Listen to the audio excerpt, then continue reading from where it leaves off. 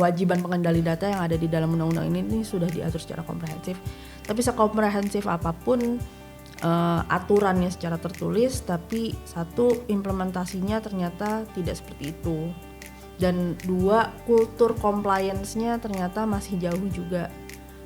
Tiga, pemahaman fundamental terkait hak atas privasi yang dimiliki baik oleh legislator maupun penyelenggara negara lainnya itu juga ternyata masih jauh dari yang dicita-citakan.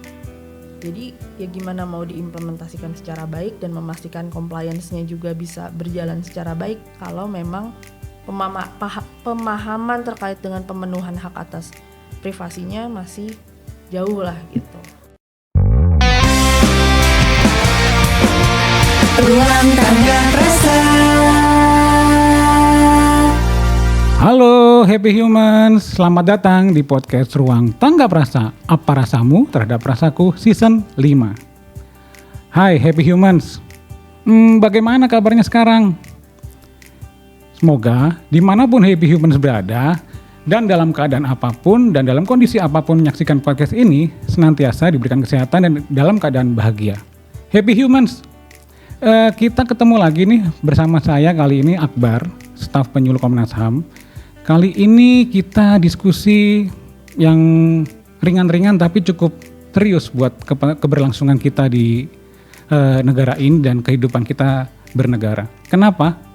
Karena ada kaitannya dengan keamanan data kita dan data pribadi kita, termasuk data-data orang penting di sekitar kita. Apakah semenyeramkan itu? Nanti kita akan bahas bersama. Sebelumnya, tentunya dengan bahagia nih saya di sini ingin memperkenalkan tamu kita yang hadir di podcast Ruang Tangga Rasa kali ini. Di sebelah saya sudah hadir Kak Gemma. Gimana kabarnya Kak? Baik, halo Oke. Mas Akbar. Beliau, Gemma Gita Persada, adalah Kepala Divisi Advokasi LBH Pers, yang mana sehari-hari banyak melakukan kerja-kerja advokasi, melakukan pembelaan dan melakukan kegiatan-kegiatan sosial. Bisa kita sebut juga sebagai pejuang HAM, pegiat HAM juga, karena nafasnya sehari-hari adalah memperjuangkan keadilan bagi siapapun yang perlu dibela untuk untuk mendapatkan keadilan yang mana ia rasa perlu untuk mendapatkannya. Oke, Kak Gemma, gimana nih perasaannya kembali ke Komnas HAM? Mungkin sehari-hari sering ke Komnas HAM sebagai pengadu atau sebagai advokat. Nah, kali ini datang sebagai narasumber kita, tamu kita di podcast. Mungkin bisa sharing sedikit di awal.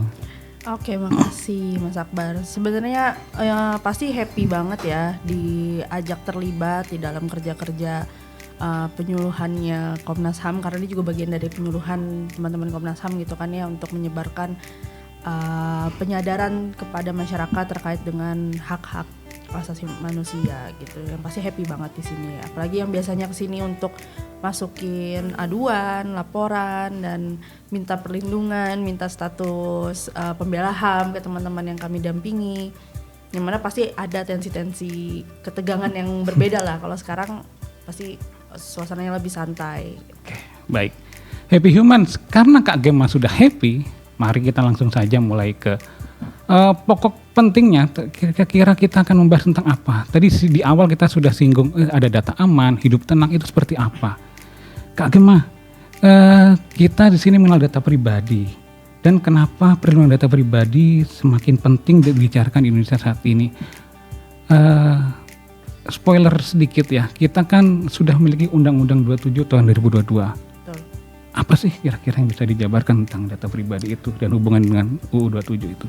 Oke, jadi terkait terminologi data pribadi itu sendiri ya, sebelumnya mungkin aku akan ambil definisi sebagaimana yang dijelaskan di dalam Undang-Undang Nomor 27 Tahun 2022 tentang perlindungan data pribadi, atau yang biasa kita lebih sering dengar dengan sebutan UU PDP.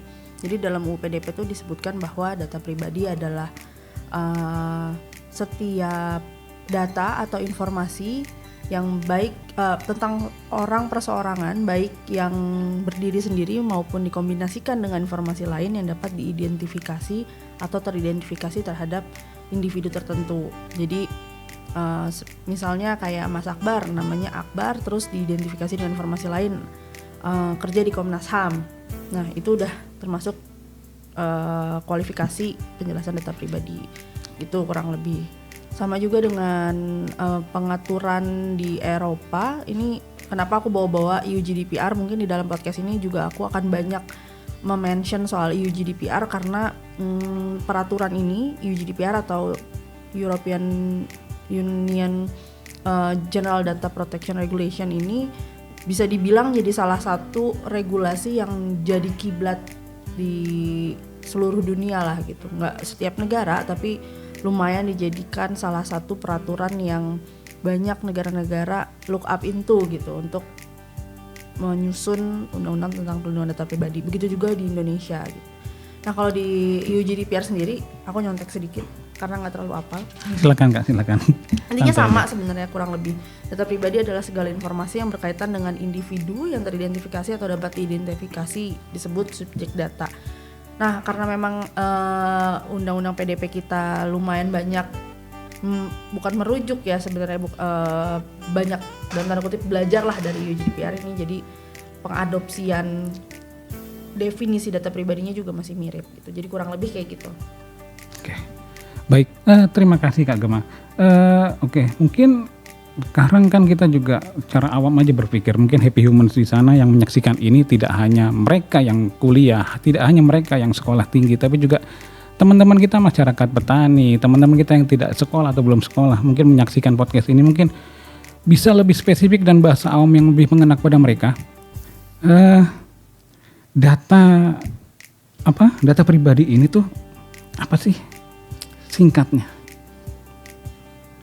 Informasi tentang seseorang yang bisa langsung diketahui bahwa itu dirinya gitu. Jadi dapat diidentifikasi sebagai seseorang tertentu.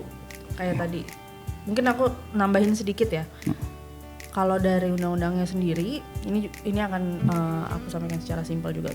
Tapi pada intinya di UU PDP kita sudah dikualifikasikan data pribadi itu jadi 2 kelompok. Yang satu ada data pribadi secara spesifik, data pribadi spesifik, yang satu ada data umum, data pribadi umum gitu ya. Yang mana kalau data spesifik ini menyangkut soal data biometrik, kayak teman-teman mungkin sering mendaftarkan data biometrik teman-teman di gadget teman-teman gitu ya, kayak fingerprint, terus juga retina mata dan lain sebagainya. Terus juga ada catatan kriminal, itu termasuk dari data spesifik, rekam medis dan lain sebagainya, nanti bisa dicek lagi. Sedangkan data umum itu nama, nomor KTP dan identitas lain seperti alamat, email, nomor handphone, itu yang bisa dikategorikan sebagai data pribadi yang bersifat umum gitu. Oke, baik, sudah semakin jelas ya Happy Humans. Kak Gema, dari LBH Pers sendiri, kalau kita bisa ketahui bersama, data atau laporan yang diterima itu paling sering terjadi di era digital saat ini itu apa aja ya, kalau boleh tahu? Oke, jadi yang dari pantauan kami ya sebenarnya memang udah mungkin sama-sama kita ketahui gitu, seiring berkembangnya teknologi, seiring berkembangnya teknologi digital dan apapun yang terlibat di dalam kehidupan digital ini, selaras juga dengan perkembangan bentuk-bentuk kejahatannya gitu, selaras juga dengan bentuk-bentuk pelanggaran terhadap hak-hak digital tiap warga negara gitu yang memang melibatkan dirinya di dalam kehidupan digital. Nah, beragam banget yang pasti, dan sebenarnya yang mau ingin saya sampaikan sebelum ngasih tahu apa aja sih bentuk pelanggaran yang banyak terjadi gitu ya, kita harus memandang pelanggaran-pelanggaran di ranah digital khususnya mengenai data pribadi itu sebagai satu kesatuan dengan pelanggaran terhadap manusia itu sendiri secara langsung gitu. Mungkin dulu kita mikir kalau misalnya ada yang nyebar nomor kita tanpa konsen, oh ya udah, ya sebel gitu aja gitu ya paling, cuman nggak menganggap itu sebagai pelanggaran hak. Tapi karena ranah digital ini udah jadi suatu area kehidupan yang baru, kita nggak bisa melepaskan tuh. Jadi kita harus memandang pelanggaran di ranah digital itu ya sama beratnya dengan pelanggaran yang terjadi dengan kita di dunia nyata gitu. Jadi kita harus melihat itu jadi satu kesatuan. Nggak ada yang lebih ringan antara satu dengan lain ya, karena dampaknya ya ke orangnya langsung. Sepakat ya. Jadi tidak ada yang lebih ringan sebenarnya. Betul. Sebenarnya tentunya berat dan tidak mudah juga. Boleh di-spill sedikit deh bocoran Bentuknya ya.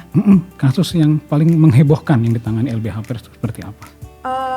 Oke, setidaknya dari tahun ini aja, kita di awal tahun 2025 ini lumayan digemparkan dengan kasus doxing salah satu pegiat anti korupsi, salah satu peneliti Indonesian Corruption Watch. Pada saat itu memberikan pernyataan lah terkait dengan kritik-kritik yang berhubungan dengan pejabat publik, dengan pemerintahan dan lain sebagainya.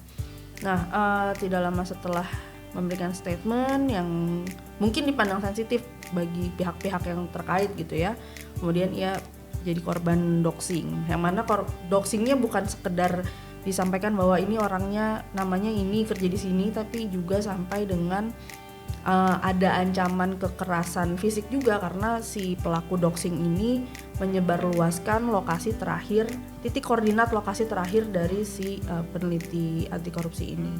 Gitu, yang mana kan kita bisa lihat ya di sini bukan sekedar informasi yang disebarluaskan sehingga yang tadinya orang-orang nggak tahu jadi tahu, tapi layer kerentanannya lebih dari itu. Orang yang tadinya nggak tahu jadi tahu, bukan sekedar jadi dapat informasinya doang, tapi juga bisa aja menimbulkan keinginan untuk memberikan kekerasan secara langsung. Udah ketahuan ini lokasinya di mana dan lain sebagainya gitu kan. Jadi itu kami pandang itu jadi salah satu bentuk pelanggaran hak atas data pribadi yang beban pelanggarannya cukup berat karena mengancam keamanan dan keselamatan orang itu sendiri. Oke, tadi kan tokoh penting ya Kak ya. Kalau kita misalkan saya pribadi, mungkin teman-teman Happy Humans di luar sana, mungkin nggak semudah itu datanya bocor ke publik atau orang yang menyalahgunakan. Mungkin banget, apalagi mungkin tadi ini juga nyambung ke pertanyaan sebelumnya. Sebenarnya kalau di awal tahun tuh ada terkait dengan pelanggaran data pribadi, ada kasus doxing itu. Di tahun sebelumnya mungkin kita juga masih ingat ada kebocoran data pribadi dari Pusat Data Nasional Sementara PDNS 2, yang mana waktu itu betulnya bukan bocor sih ya, waktu itu dihack kemudian dikenakan serangan ransomware dan lain sebagainya. Tapi kita patut melihat itu sebagai ancaman terhadap data pribadi kita sendiri semua gitu.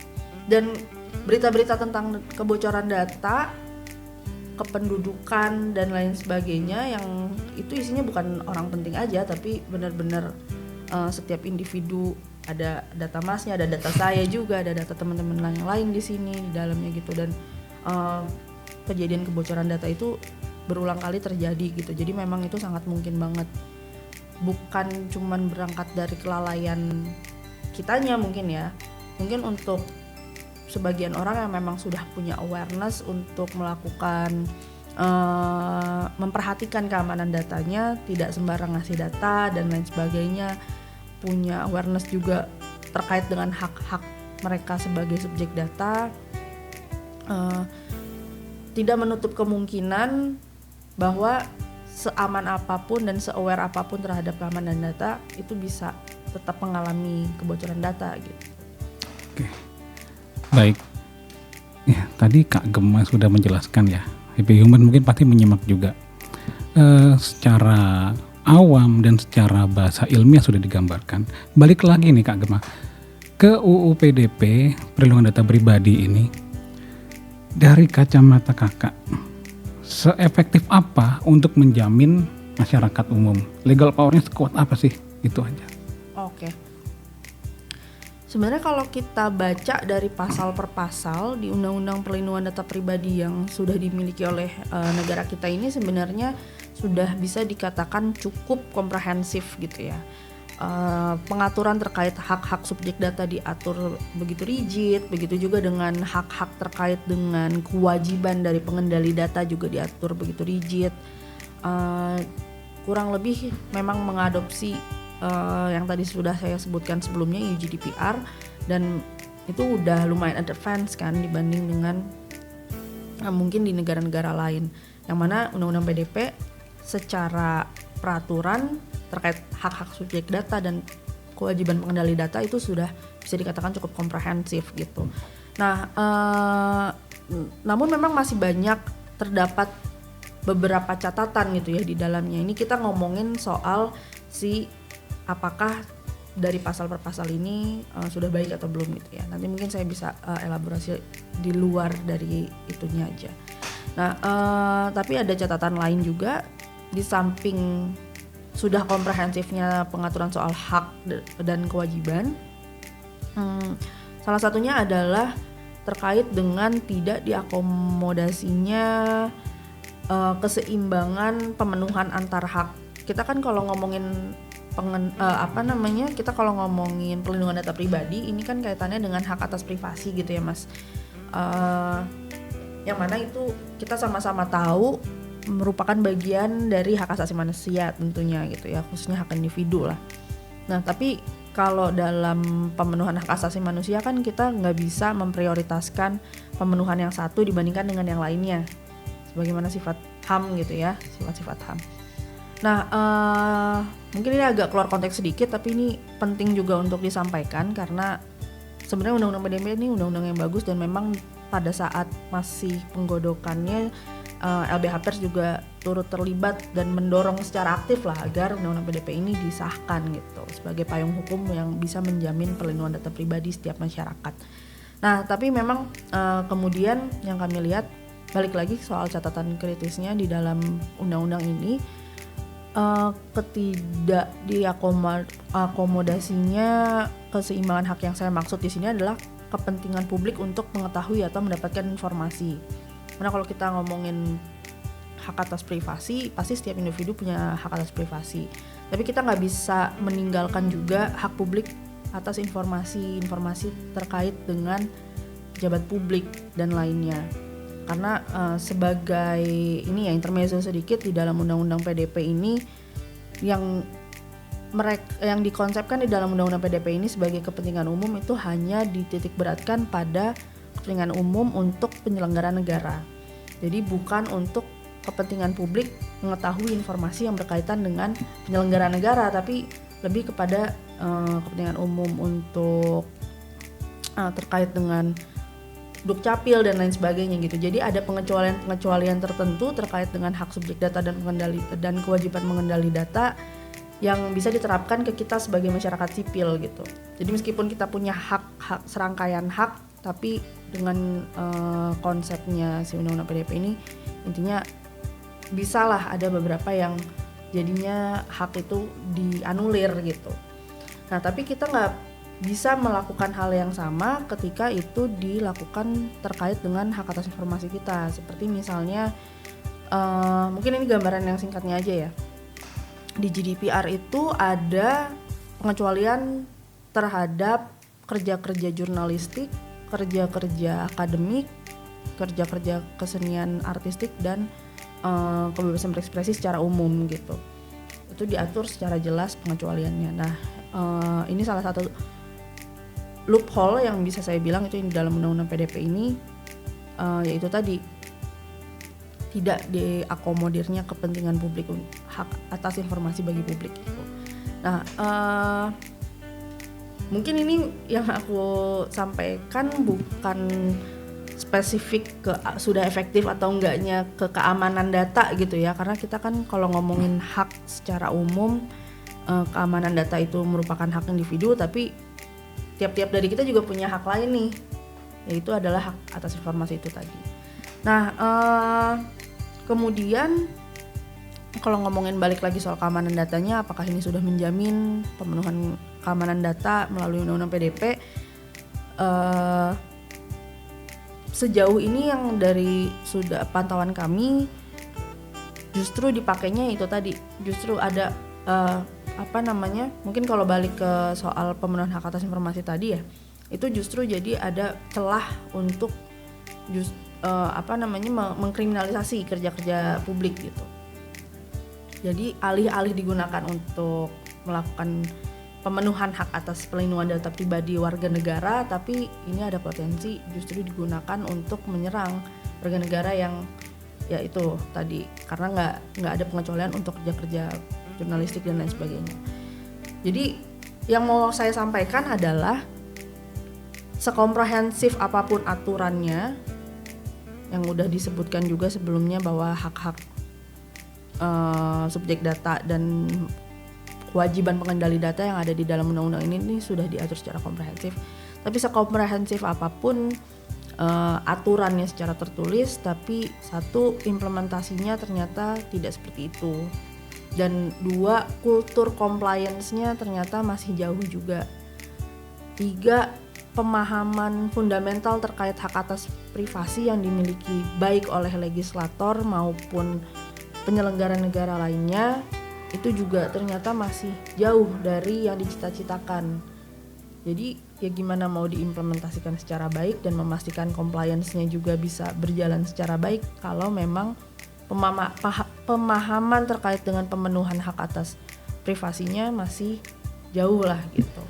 Jadi mungkin jawaban singkatnya belum efektif gitu. Baik. Mohon maaf agak muter-muter kemana-mana. Siap Kak, nggak apa-apa. Itu juga cukup detail ya, dalam artian tadi sudah coba Kak Gema coba mengangkat kita dalam isu yang secara tataran hukumnya seperti apa. Jadi coba dijabarkan UU PDP UU 27 2022 ya. Betul. Jadi legal power-nya sekuat apa? Sekuat apa dia bisa melindungi kita dari ancaman-ancaman ini, dari bocornya data pribadi. Nah, sekarang saya mau melihat dari segi pengalaman Kak Gema sebagai penggiat advokasi, pejuang advokasi sosial, penggiat advokasi hukum. Tantangan terbesar dalam mendorong perlindungan data pribadi ini seperti apa sih? Oke. Mungkin bisa aku katakan bahwa tantangan terbesarnya itu karena memang belum tersebar luaskannya ini ya, pemahaman terkait yang tadi udah sebelumnya aku sebutkan juga, pemahaman fundamentalnya terkait dengan pemenuhan hak atas privasi itu sendiri.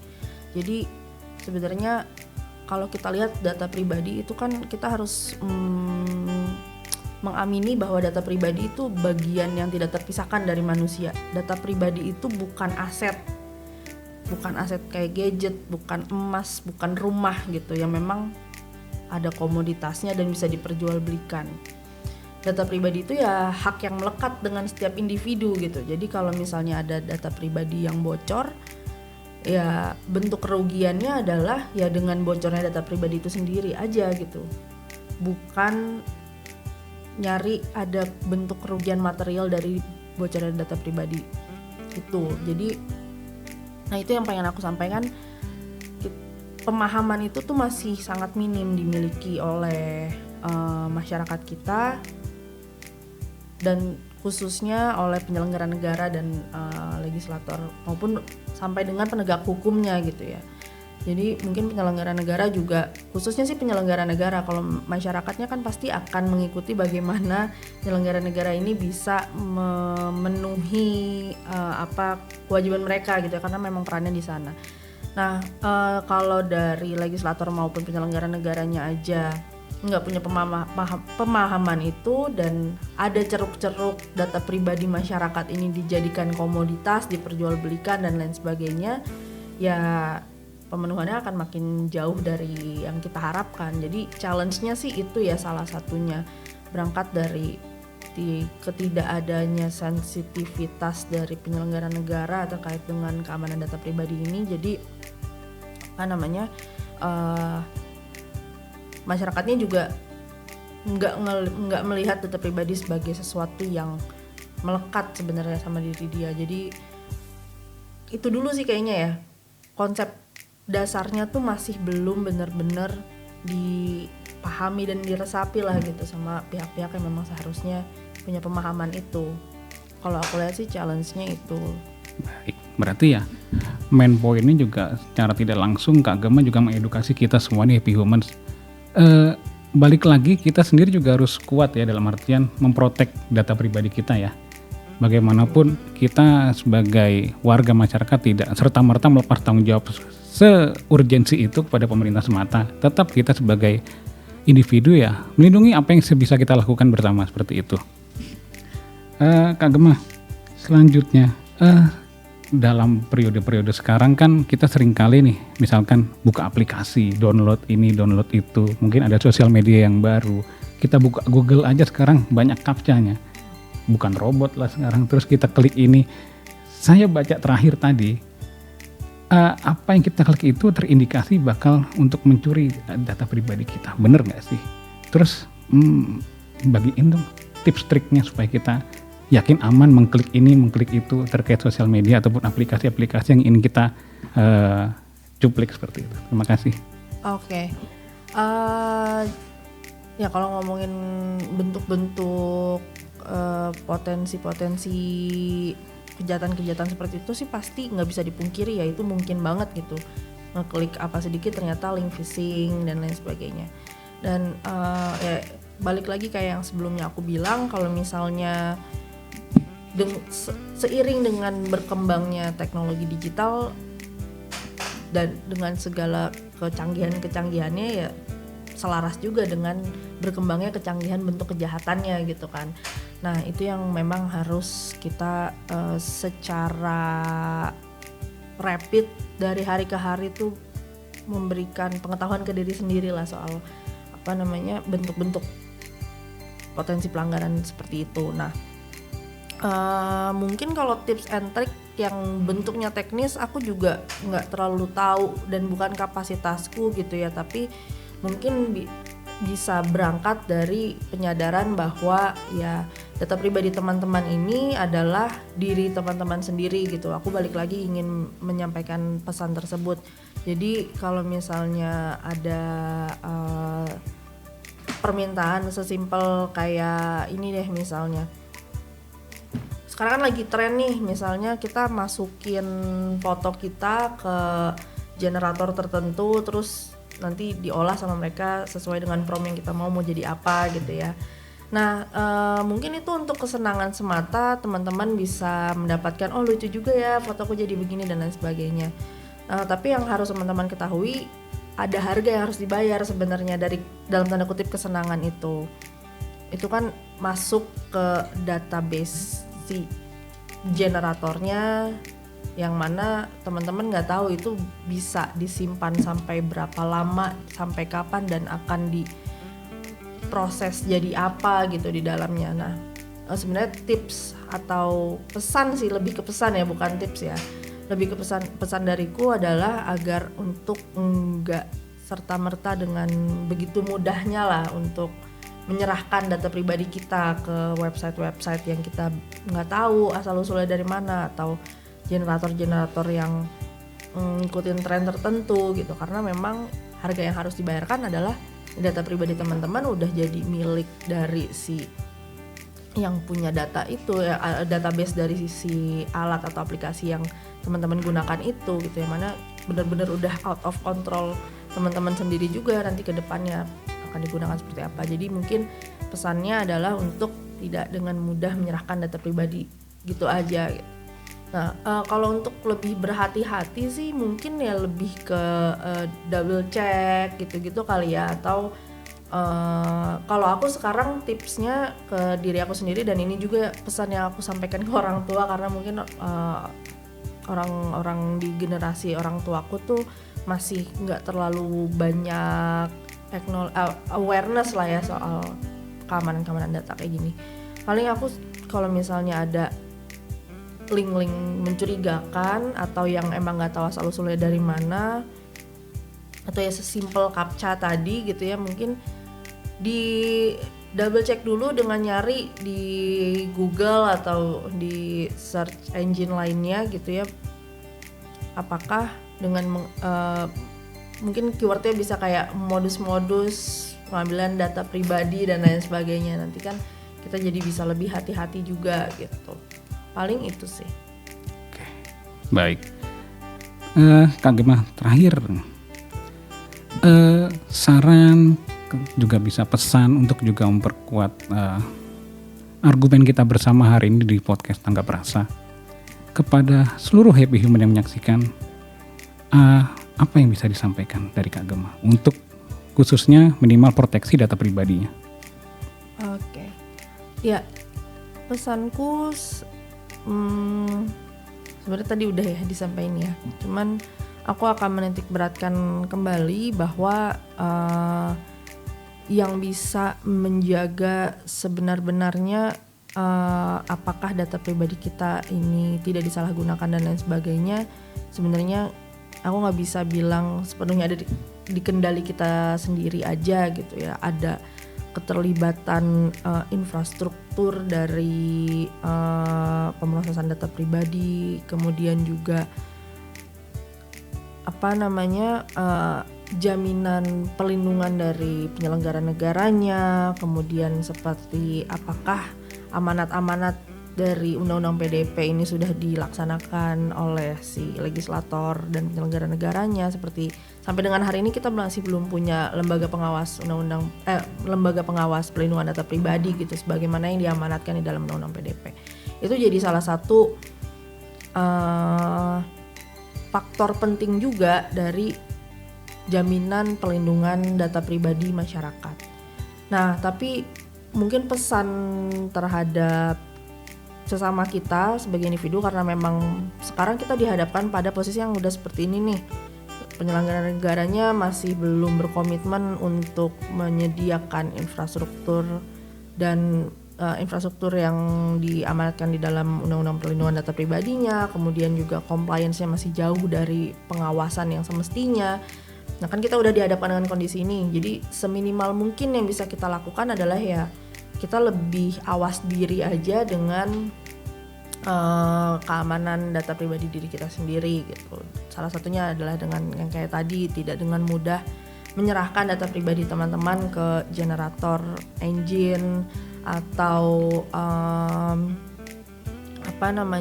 teman-teman juga harus secara kritis gitu ya, karena di dalam undang-undang data pribadi itu teman-teman sebagai subjek data punya hak untuk berbagai macam lah, salah satunya mencabut konsen teman-teman. Kalau misalnya teman-teman sebelumnya punya konsen untuk menyerahkan data pribadi ke pihak lain, teman-teman bisa sewaktu-waktu mencabut konsen tersebut.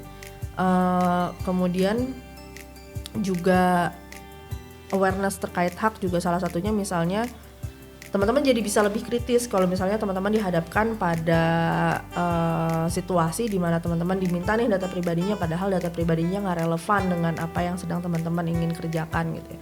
Teman-teman jadi bisa lebih kritis untuk menolak gitu, untuk dimintakan data pribadinya. Jadi mungkin pesannya itu untuk dengan tidak mudah menyerahkan data pribadi hanya untuk tren semata, dan kemudian juga perkaya diri dengan ilmu dan awareness terhadap hak-hak atas data pribadi teman-teman sendiri gitu. Jadi teman-teman juga semakin memberikan layer-layer perlindungan terhadap diri teman sendiri gitu. Oke, baik, terima kasih Kak Gemma. Terima kasih banget nih, kita banyak diskusi hari ini, kita juga banyak mendapatkan insight-insight yang baru. Kita juga, saya pribadi dan Kak Gemma juga tentunya ingin mengingatkan kembali pada teman-teman semua, proteksi data pribadi dengan sebaik mungkin, semaksimal mungkin. Tentunya meskipun pemerintah sudah mengandalkan adanya UU PDP, perlindungan data pribadi, hal itu tidak menjamin serta-merta bahwa data yang kita miliki itu bocor ke masyarakat atau bocor ke publik atau mungkin disalahgunakan.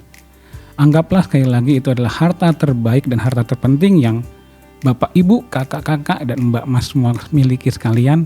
Tolong dijaga sebaik mungkin. Kita sama-sama memproteksi diri dan data pribadi kita sebaik mungkin demi kebaikan diri kita dan bangsa ini ke depannya. Oke, mungkin terima kasih ya Kak Gemma sudah berkenan hadir dan berdiskusi dengan kita semua hari ini. Happy Humans, di penghujung sesi ini saya juga ingin mengingatkan, kita Komnas HAM juga tidak kurang-kurang dan mempersilahkan sebebas-bebasnya teman-teman ingin melakukan saran, kritik, atau sumbang ide kreatif, bisa melalui email Komnas HAM, yaitu ada di tanggaprasa@komnasham.go.id, atau live chat, kita punya website juga di jam kerja tentunya di tanggaprasa@komnasham.go.id, IG, Instagram ada @komnas.ham, X ada @komnasham, Facebook Komnas HAM, dan channel YouTube Komnas HAM. Happy Humans, terima kasih telah membersamai kita hari ini. Saya Akbar, pamit undur diri bersama Kak Gemma. Terima kasih Kak Gemma. Sampai jumpa. Terima kasih Kak Gemma. Sampai jumpa di sesi podcast yang akan datang. Bye.